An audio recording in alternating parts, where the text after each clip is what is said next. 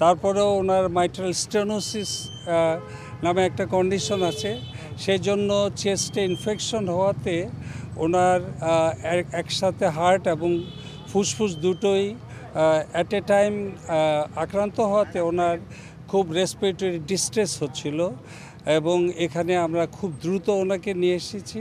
নিয়ে এসে আমরা খুব তাৎক্ষণিকভাবে যেই দ্রুত পরীক্ষাগুলো করা দরকার করেছি। করার পরে আমরা প্রাথমিক যে রিপোর্ট পেয়েছি সে অনুযায়ী মেডিকেল বোর্ডের সবাই বসে আমরা প্রাথমিকভাবে ওনাকে অ্যান্টিবায়োটিক দিয়েছি, ওনাকে যেভাবে প্রাথমিক দ্রুত এবং জরুরি চিকিৎসা দেওয়ার দরকার হয় সেটা দিয়েছি এবং আশা করছি যে নেক্সট 24 আওয়ার্সের মধ্যে আরও কিছু রিপোর্ট আসবে।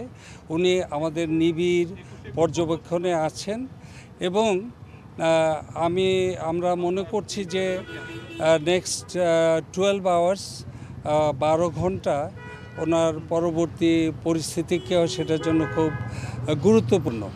এই মুহূর্তে উনি আমাদের সর্বোচ্চ চিকিৎসা এবং সর্বোচ্চ আমরা যেটাকে খুব ভালোভাবে বলি যে উনি খুব ইন্টেন্সিভভাবে আমাদের মনিটরিংয়ের মধ্যে আছেন, কেবিনে আছেন উনি, কিন্তু আমরা প্রয়োজনে ওনাকে হয়তো আরও কিছু পরীক্ষা নিরীক্ষা করতে পারি। আমি আশা করছি যে আমাদের মধ্যে থেকে এইসব ব্যাপারে সবসময় আমাদের প্রতিনিধি প্রফেসর জাহিদ সাহেব উনি আপনাদেরকে সবসময় ব্রিফ করে থাকেন। যেহেতু মেডিকেল বোর্ডের পক্ষ থেকে আমি আছি, প্রফেসর শাহাবুদ্দিন তালুকদার আছেন, ম্যাডাম এখানে ওনার আন্ডারে ভর্তি আছে, প্রফেসর জিয়া আছে, প্রফেসর এখানে ডক্টর জাফর আছেন, উনি আমরা এই যে কয়েকজন এখানে দেখতে পাচ্ছেন, এবং প্রফেসর ব্রিগেডিয়ার সাইফুল সাহেব আছেন।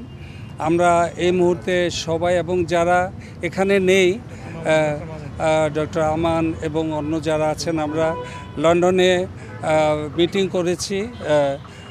ডক্টর জোবায়দা রহমান যিনি তারেক রহমান সাহেব স্ত্রী, উনিও কিছুক্ষণ আগে আমাদের সাথে সংযুক্ত হয়েছিলেন এবং আমরা আমেরিকায় যারা ওনার চিকিৎসক আছেন ডক্টর হাবিবুর রহমান এবং লুলু এবং অন্যান্য যারা আছেন জন হপকিন্সের সবার সাথে যোগাযোগ রাখছি। আমার মনে হয় যে বাকিটুকু আপনাদেরকে যোগাযোগ করবেন প্রফেসর জাহিদ, আপনাদের বাদ বাকি প্রশ্নের উত্তরগুলো নেবেন বলে আমি মনে করছি।